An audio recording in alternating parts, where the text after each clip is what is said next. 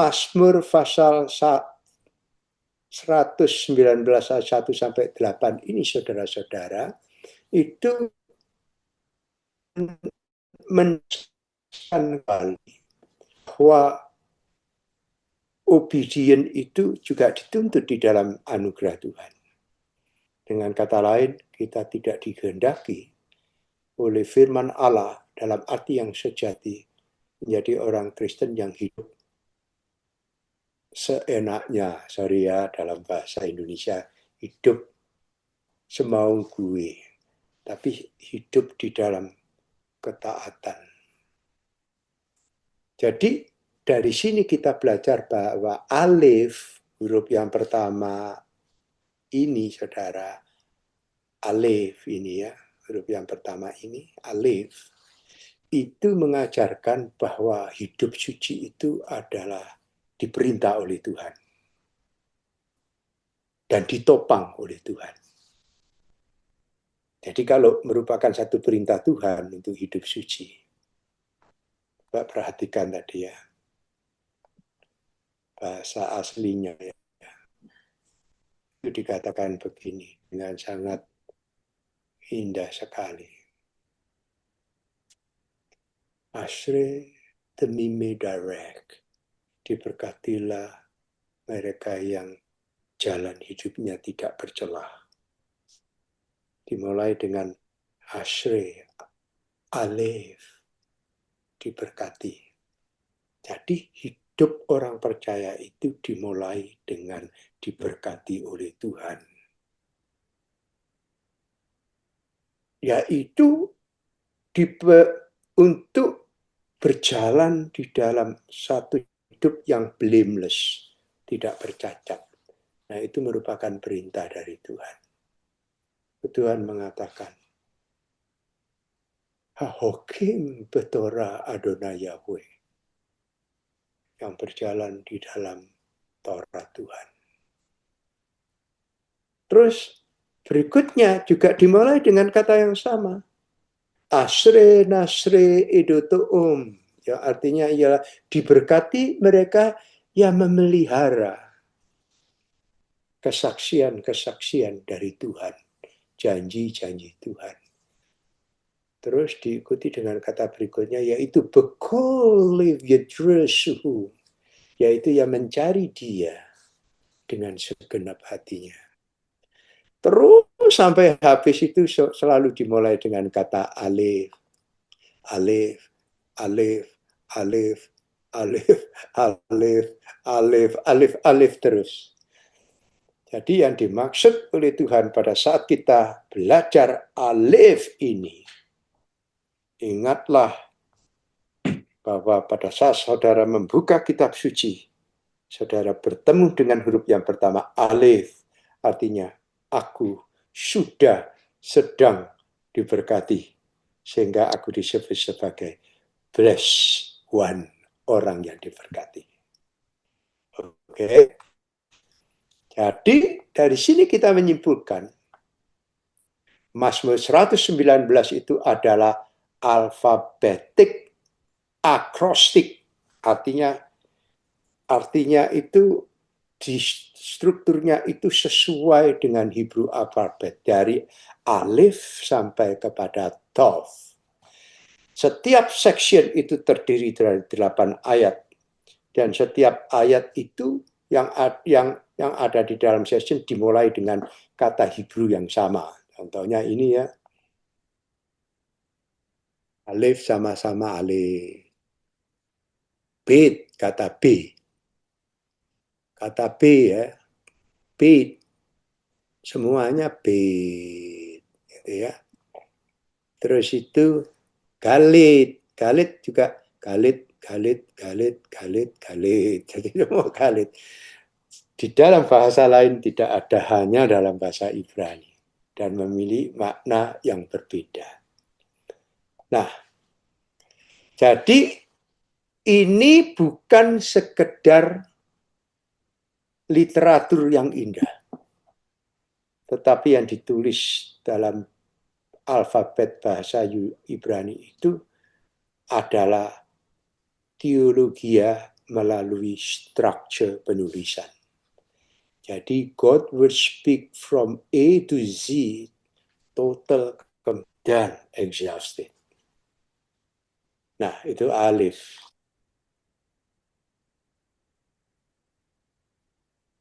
Ya, ini ya, yang saya merah-merah ini ya.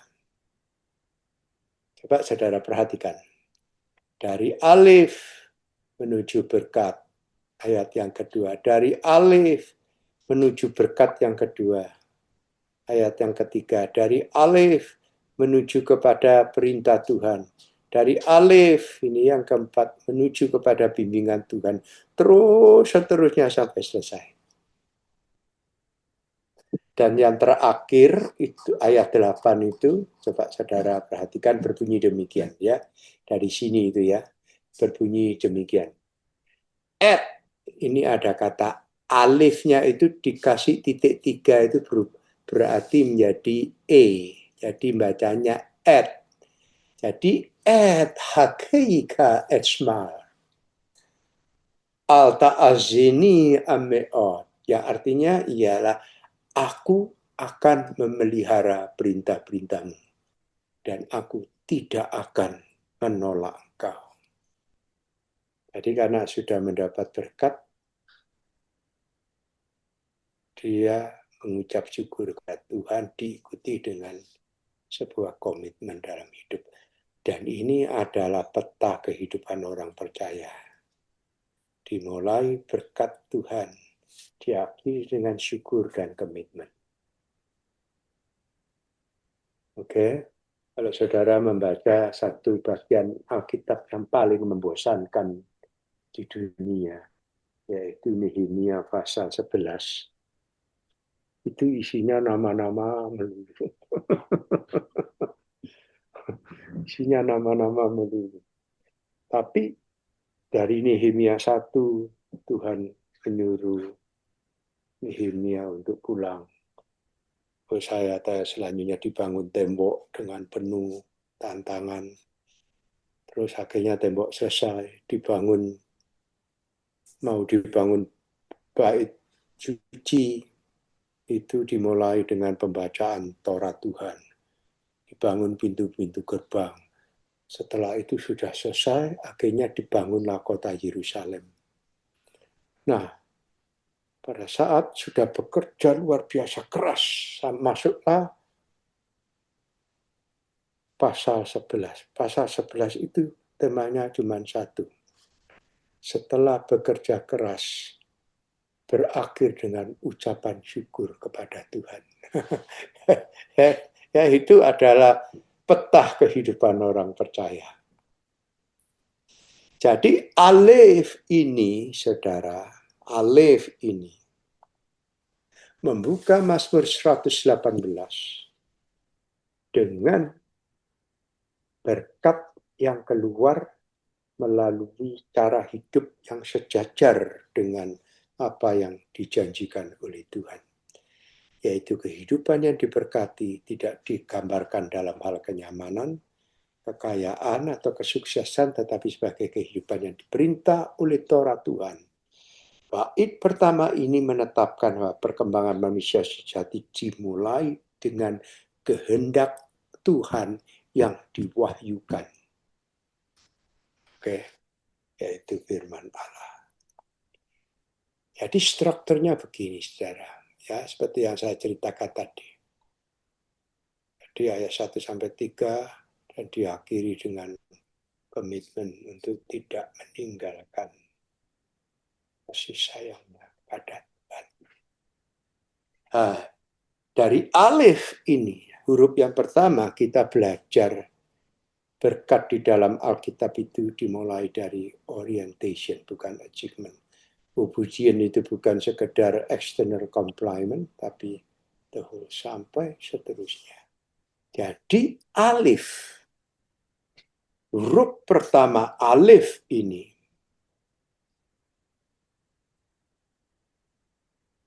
ya, huruf pertama alif itu adalah mengajarkan bahwa hidup suci itu adalah baik diperintah oleh Tuhan dan ditopang oleh Tuhan. Jadi hal yang pertama yang harus dikerjakan oleh orang percaya menurut Alkitab berdasarkan alfabet Ibrani itu adalah hidup mengikuti perintah Tuhan.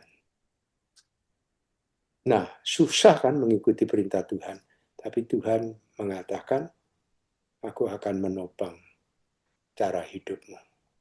Jadi lakukan as best as you can.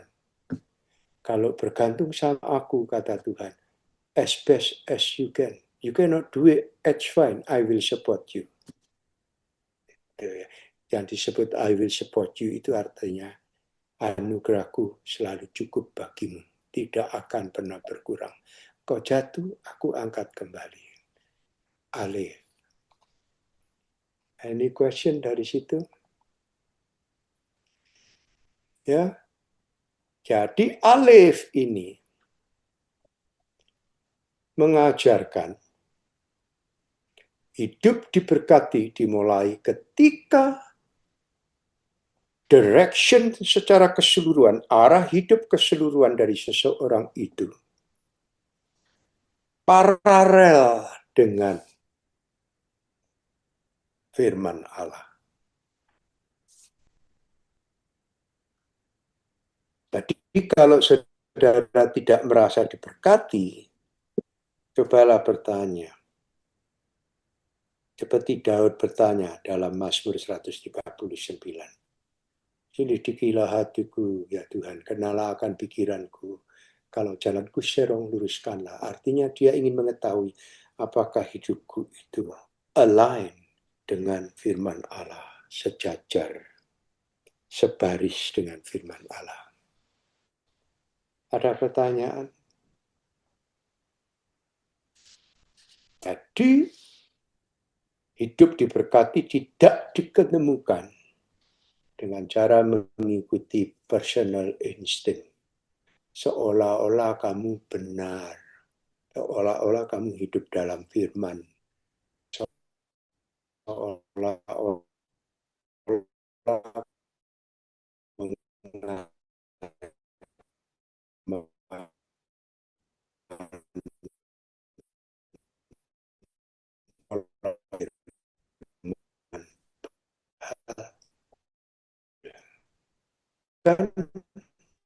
dan lagi dan jalan yang diwahyukan oleh Allah, jalan yang diwujudkan. Apa recording stop? Ya. Nah, jadi penulis daripada pemazmur ini bukan mau sombong, saudara, tetapi dia itu betul-betul rindu, betul-betul struggle, bergumul, dan bertanya kepada Tuhan agar dia tidak ditolak oleh Tuhan. Ditolak oleh Tuhan bukan berarti dia dilempar ke dalam neraka, bukan. Dalam arti dia hidup dengan cara mendukakan Roh Kudus. Oke? Ada pertanyaan, silakan.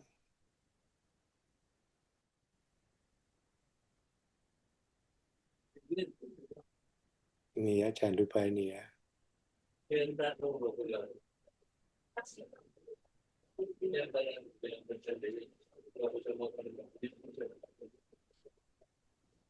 Saya tidak bisa dengar.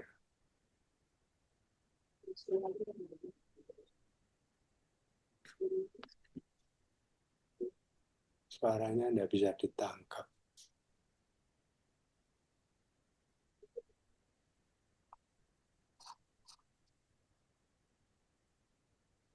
Kalau tidak ada, kita terus. Suruh dekat ke laptop. Ngomongnya dekat di laptop. Biar jelas.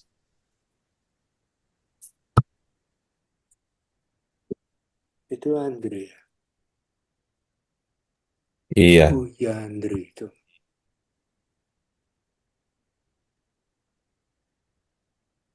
Kalau tidak ada, saya teruskan ya. Yang kedua adalah bait.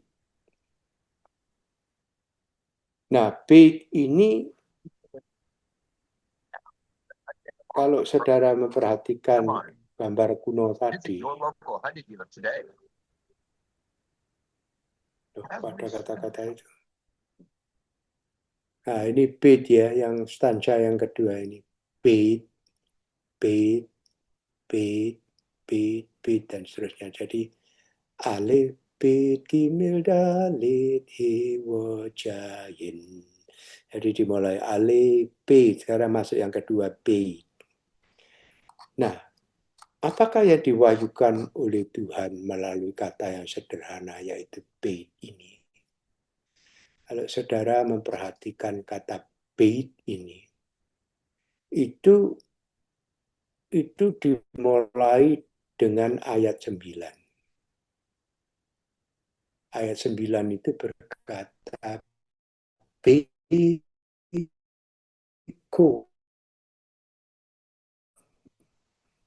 libshkemichoteka. Yaitu kata bait itu artinya with atau within atau inside atau remain in, tinggal di dalam, atau dengan with apa itu, yaitu yang artinya ayat yang ke-9 itu dengan segenap hatiku aku mencari Tuhan. Ya. Let me not wander from your commandment, sehingga saya tidak akan terheran-heran dan apa itu terbelalak melihat, kaget gitu ya, begitu mendengar firman, karena aku sudah mencari engkau dengan segenap hatiku. Terus ayat yang kedua, ayat yang ke-10 juga dimulai dengan, kalau ayat yang ke-9 itu dimulai dengan bame itu how. Jadi bait ini bame itu dimulai dengan kata bait.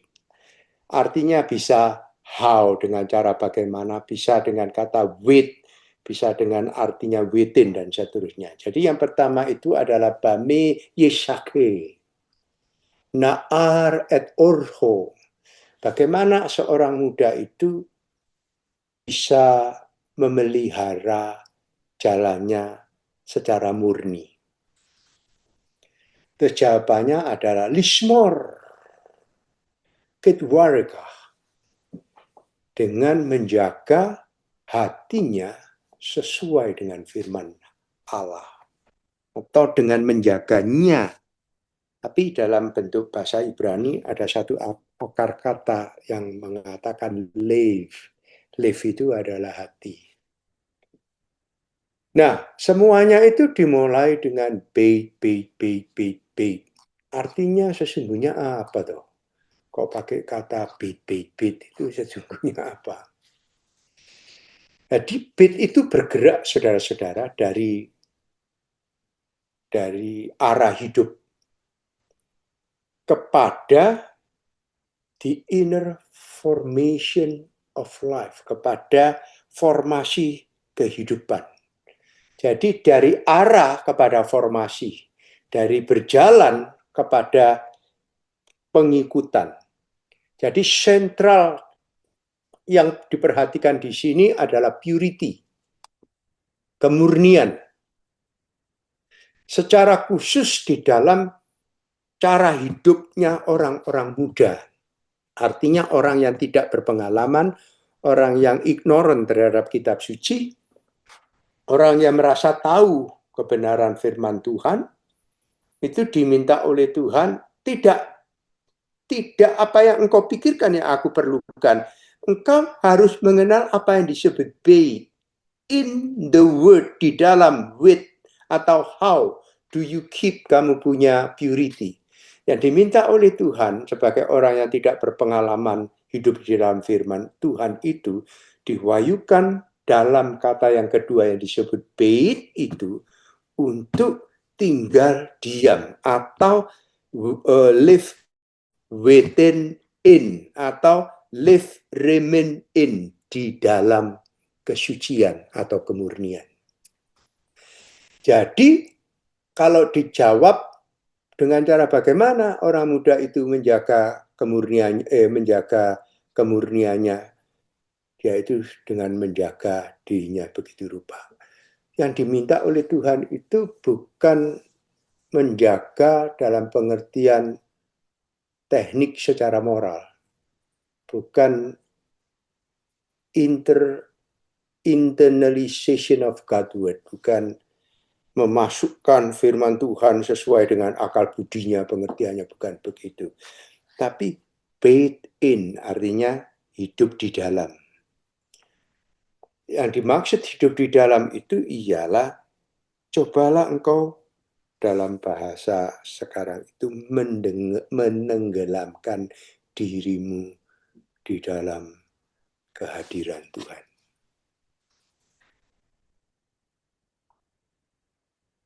Di ayat 9 itu pertanyaan tentang kemurnian. Kemurnian bisa dicapai pada saat engkau dalam bahasa Ibrani itu apa itu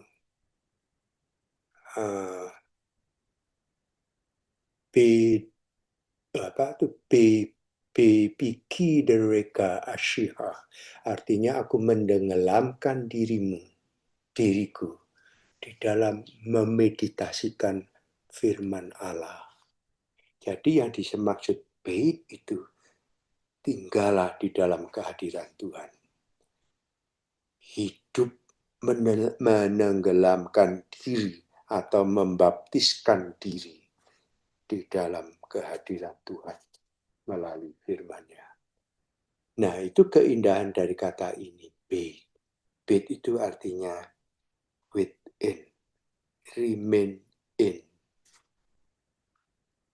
Jadi kalau di dalam bahasa Ibrani bahasa 9 dimulai dengan kata bait, pama isyake naar et orho lisemur kevaraka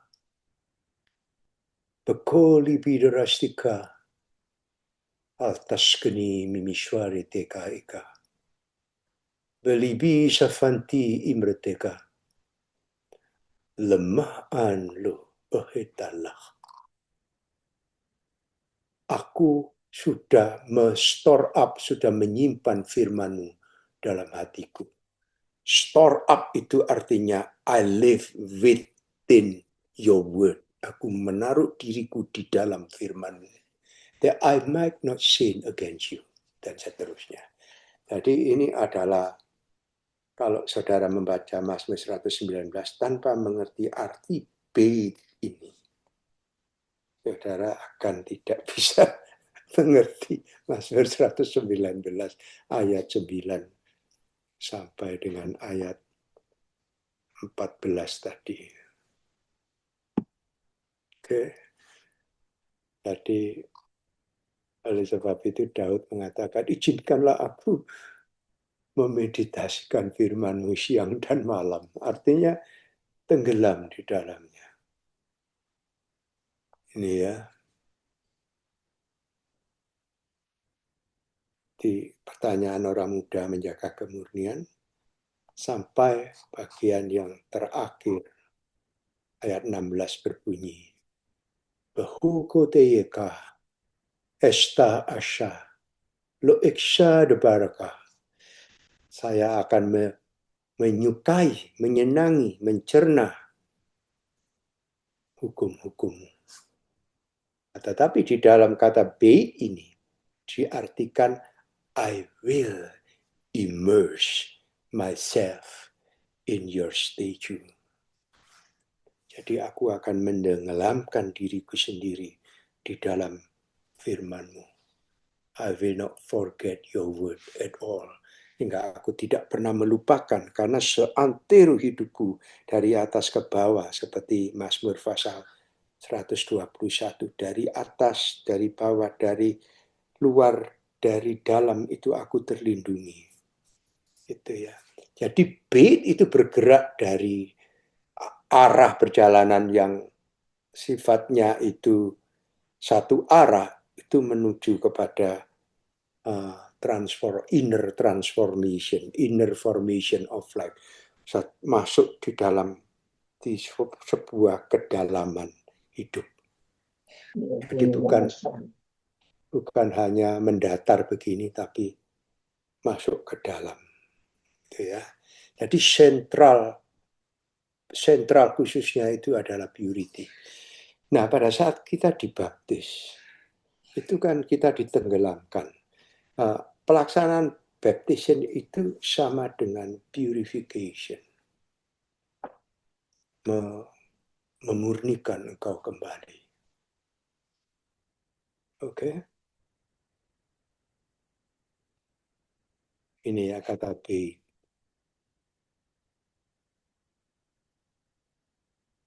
Ya.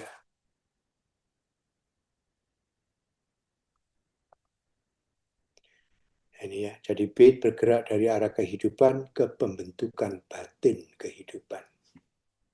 Jadi perhatian utama di sini adalah kemurnian. Terutama di jalan kaum muda. Jawabannya adalah bukan teknik moral, tetapi internalisasi firman Tuhan. Bagian ini menunjukkan bahwa kekudusan adalah pekerjaan batin dari kebenaran ilahi yang berdiam di dalam hati. Bukan dari luar, bukan usaha, tapi be within the word of God. Remain in the divine truth. Any question? Ini.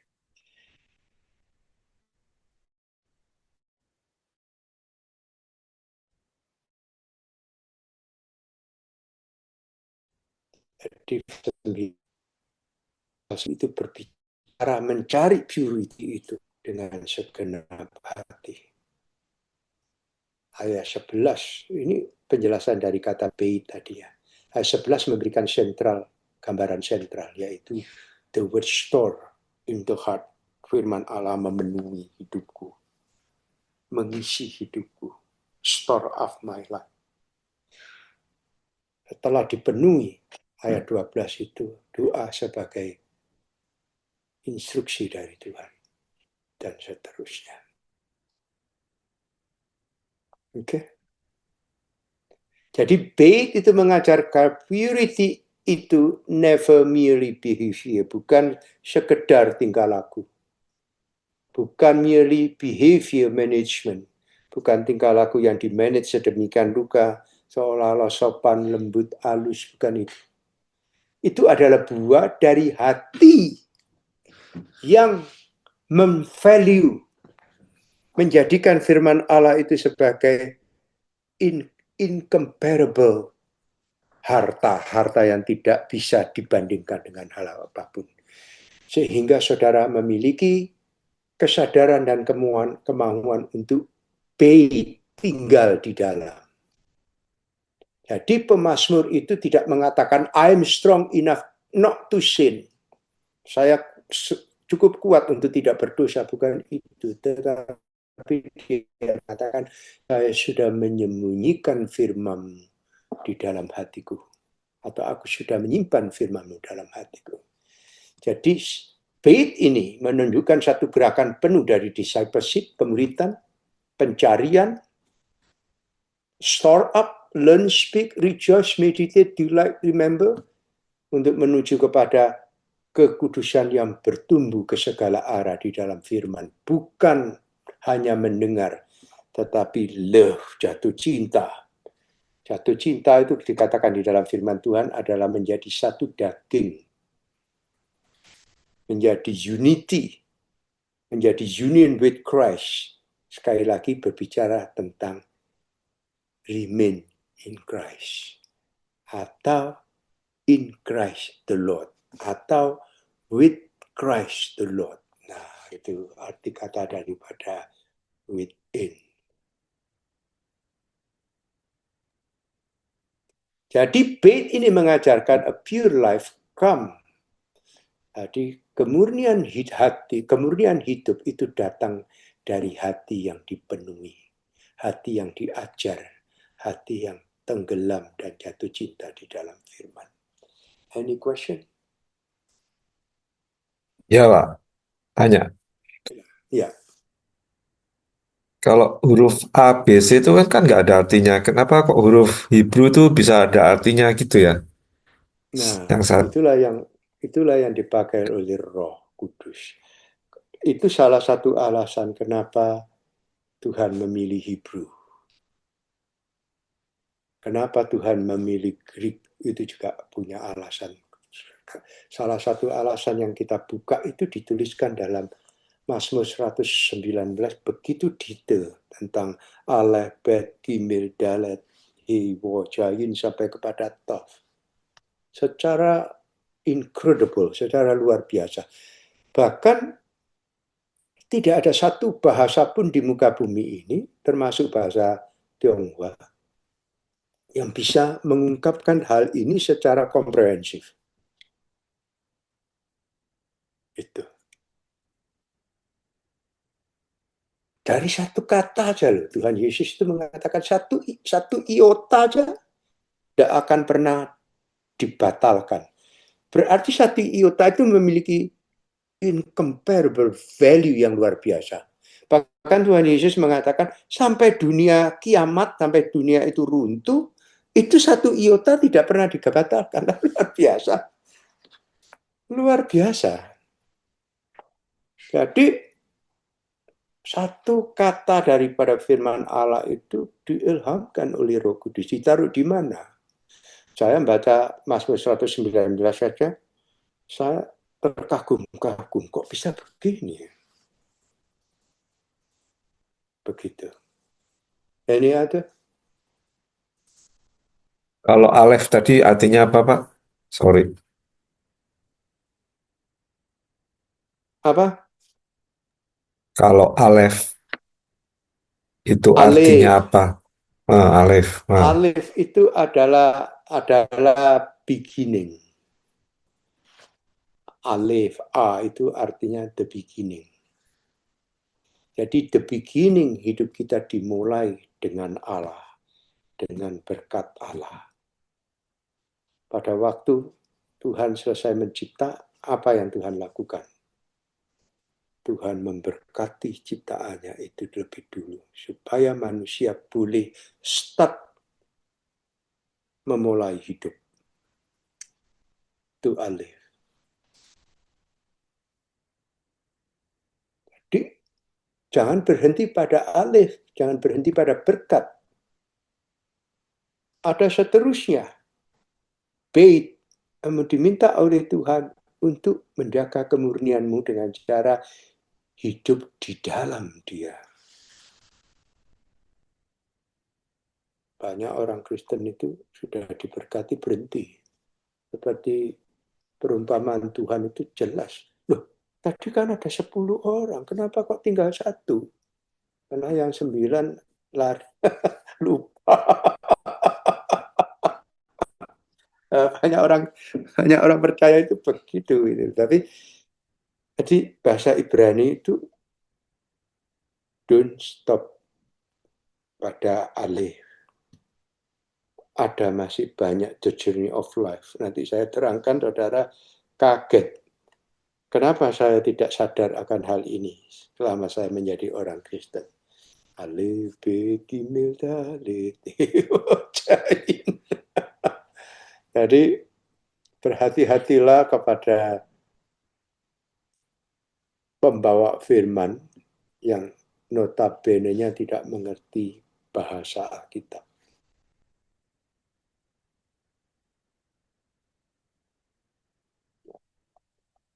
Andre Andre itu punya dibuka sama Roh Kudus sudah berapa kali ke tanah perjanjian. Banyak yang dilihat oleh Andre itu. Harus di-sharekan satu hari. Semuanya berurusan dengan prasasti firman Allah.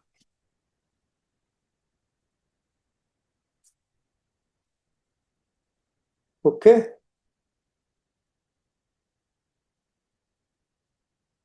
Itu tadi ya, tweet ya. Jadi B sangat penting untuk pelayanan pastoral karena orang sering mencoba menaklukkan dosa hanya dengan kontrol eksternal. Mereka memotivasi kebiasaan tanpa mengalami transformational hati. Tetapi pemazmur menunjukkan ke jalan yang lebih dalam. Internal formational life. Pribadi batin harus dilengkapi dengan firman Tuhan, bahkan tenggelam di dalam firman. Ketika firman memasuki hati, itu juga membentuk bibir, kasih sayang, imajinasi, ingatan. Inilah sebabnya mengapa pemuridan sejati membutuhkan lebih dari sekedar aturan. Ini membutuhkan bukan kejenuhan, saudara, kepenuhan batin dengan kitab suci. Terutama bagi kaum muda. Jadi huruf B mengingatkan kita bahwa kemurnian tidak dilestarikan hanya oleh rasa takut akan Tuhan, tetapi oleh kesenangan dalam delight akan the word of God. Kesenangan akan firman Tuhan. Jadi ini. Ya, dimulai dengan bagaimana menjaga kemurnian, diakhiri dengan delight with the word of God. Semuanya ada. Oh, bukan. Itu tadi Gimil. Ya.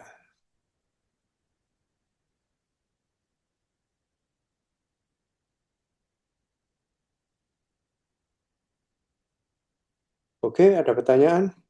Belum. Sampai kapan saya ini? Udah lewat jamnya.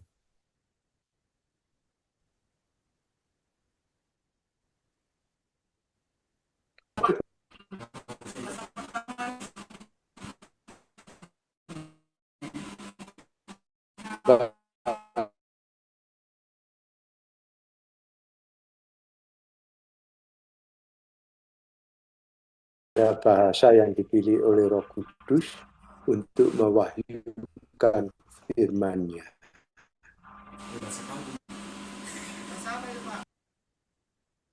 Bisa bahasa Aram, bisa bahasa Ibrani.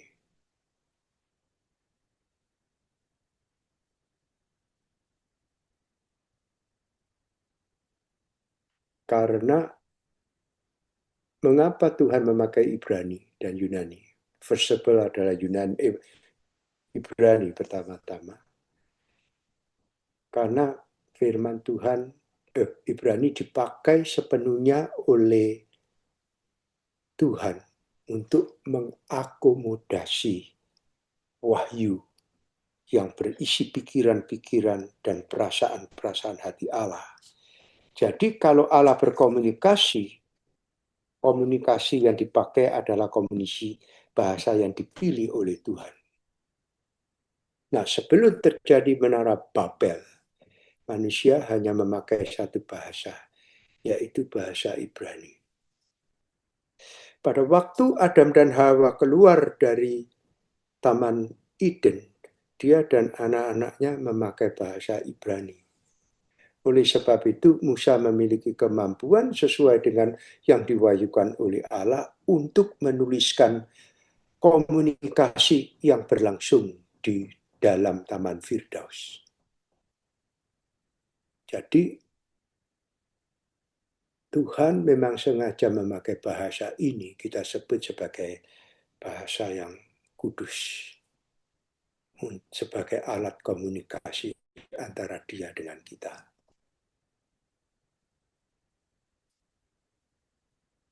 Nah, sekarang mengalami pembaharuan bahasa setelah rusak bahasa manusia melalui peristiwa Menara Babel. Kemudian bahasa menjadi alat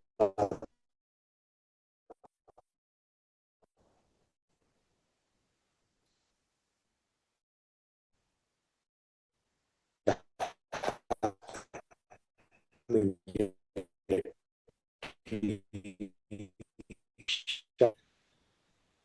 tapi ke dalam cara rasul dipakai untuk dipakai sebagai pemberita Injil. Jadi pada saat kisah Rasul itu adalah rekonsiliasi dan transformasi dan reformasi kembali dari apa yang terjadi di Menara Babel. Jadi bahasa-bahasa yang dikacaukan oleh kekuatan iblis itu disucikan, dipurify kembali oleh Roh Kudus untuk dipakai untuk memberitakan firman-Nya kepada segala bangsa yang sudah menjadi dalam tanda kutip bangsa yang berbeda dengan bangsa pilihan Allah, yaitu Israel. Dari bahasa-bahasa yang bermacam-macam itu Tuhan menciptakan sesuai dengan 1 Petrus pasal 5, kamulah bangsa yang terpilih, imamat yang rajani dan sebagainya, yaitu menciptakan kembali bangsa yang baru, Israel, menurut gambar dan rupa anaknya, yaitu Tuhan Yesus Kristus. Oke, ada pertanyaan lagi?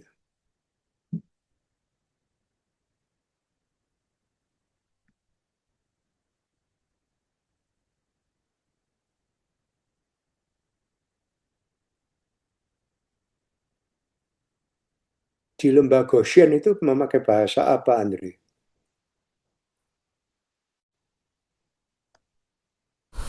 Oh, nggak tahu, Pak. Kan mereka disebut orang Ibrani, ya kan?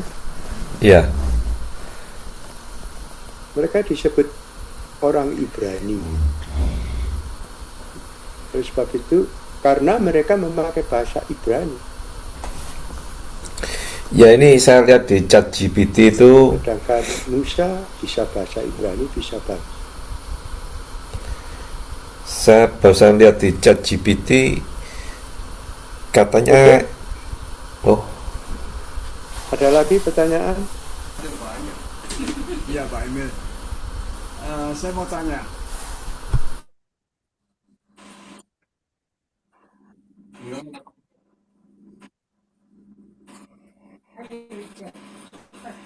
Halo. Ya, silakan. Iya Pak. Saya mau tanya. Itu bahasa apa yang dipakai oleh Tuhan berkomunikasi dengan Adam dan Hawa, Pak? Iya, waktu dia panggil beralih. Adam beralih. Iya, waktu panggil Adam tuh kan. Adam, Itu- kamu di mana gitu? Ya, itu ditulis di dalam Alkitab memakai bahasa Ibrani. Adam, di mana engkau? Ibrani ya. Oke. Ya, bahasa Ibrani. Ayat mana bahasa? Pada waktu keluar dari Taman Eden itu, mereka juga berbahasa Ibrani. Betul. Saya setuju sama Anda. Maju. Ya, sementara begitu dulu. Mungkin yang lainnya ada, silakan.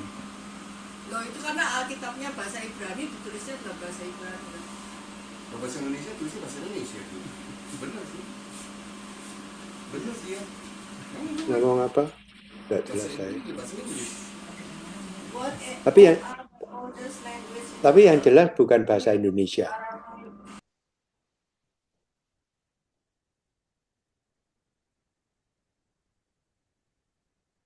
Oke, anything else? Kalau tidak ada, sudah selesai.